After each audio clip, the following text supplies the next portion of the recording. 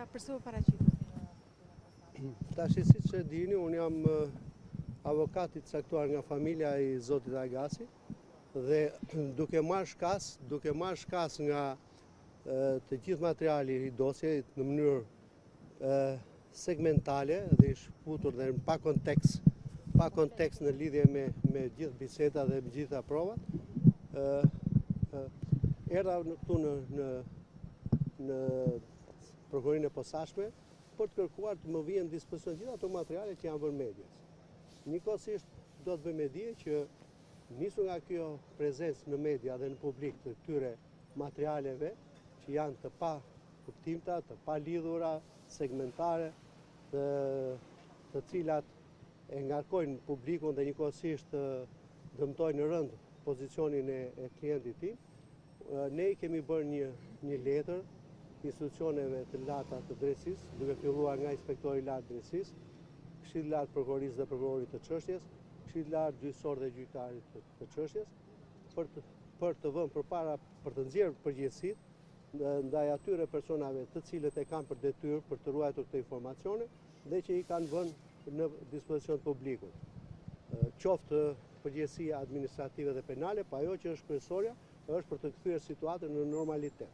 Sepse ky është një procedim i vitit 2023 dhe ne si mbrojtje nuk kemi absolutisht asnjë material. Kemi vetëm vendimin e parë të caktimit të masave të sigurisë, ndërkohë sot unë erdha për të parë dhe nëse është zbardhur vendimi i pyetjes së pandehur mbas të nenit 248, i cili akoma nuk është zbardhur, dhe në këto kushte mbrojtja është e paralizuar dhe është në kushtet e një terri të plot informativ lidhur me materialet e dosjes. Kaq, ne kërkojmë më elementare për të mbrojtur dhe për të ushtruar mbrojtjen tonë ndaj klientit tonë. Ku ndodhet zoti Agasi, ju tha që kishte shpeshtuar për të bërë një kontratë, ai ka firmosur atë kontratë? Po, mora vesh se e keni shumë problem këtë pyetje dhe unë do ta jap këtë përgjigje.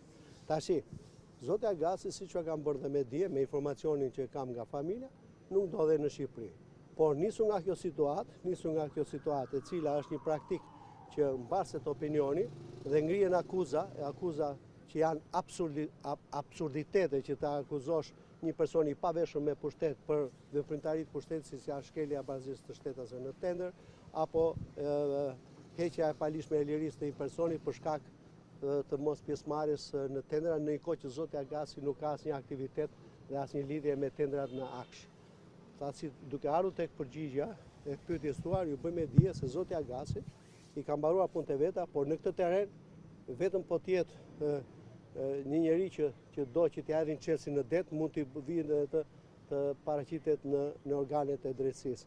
Dhe kjo situatë e cila është krijuar ka stile dhe duke ngritur akuza të rënda bëjnë që zbatimi i masës së sigurisë bën që ai të mos ketë më asnjë shans për të komunikuar me drejtësinë në bazë të drejtave të tij kushtetuese dhe procedurale. Prandaj, megjithatë është vendimi i tij për të ardhur apo për të mos ardhur, për të paraqitur, por në kushtet që nuk ka asnjë informacion, nuk ka asnjë provë, nuk ka asnjë material për akuzat që i ngrihet, vetëm po të jetë i çmendur të vit paraqitet. Gjëja kam dy pyetje. Para së fundmi, para pak ditësh, një zyrtar i lartë i Partisë Socialiste tha në një media që personi që u mbroni është arrestuar.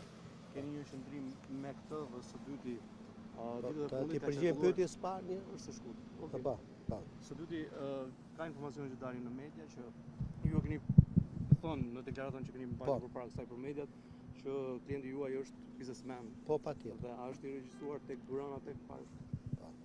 Tashi për sa i përket pyetjes së parë për lidhur me një deklarim që është arrestuar, fakti që është arrestuar e ka vetë përgjigjen për shkak të shumë thashë themeve, të shumë opinioneve, me qëllim, pa qëllim, me nën tekste ose me tekste, kështu që nuk mund të përgjigjem më shumë se kaq.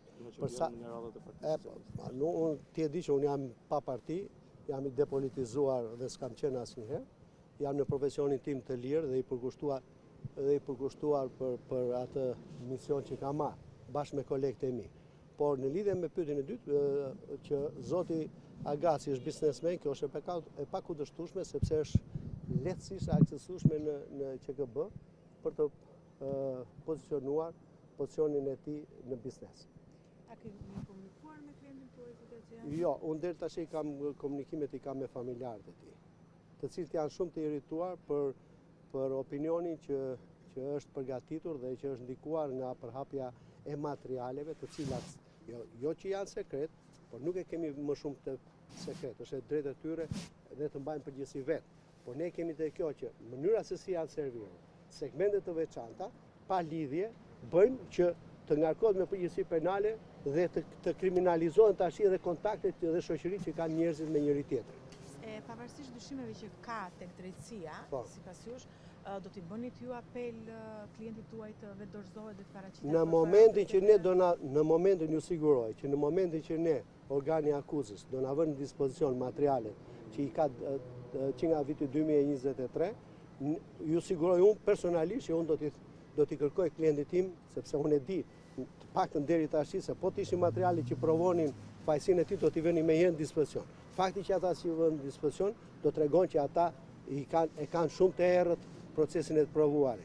Për shembull, një mund të sjell heqja palishme e lirisë të një shtetasi që e lidhin me klientin tim është absurditet, s'ka të bëj fare, sepse e lidhin me një pjesëmarrje në tender, ndërkohë që ky s'ka qenë fare në tender.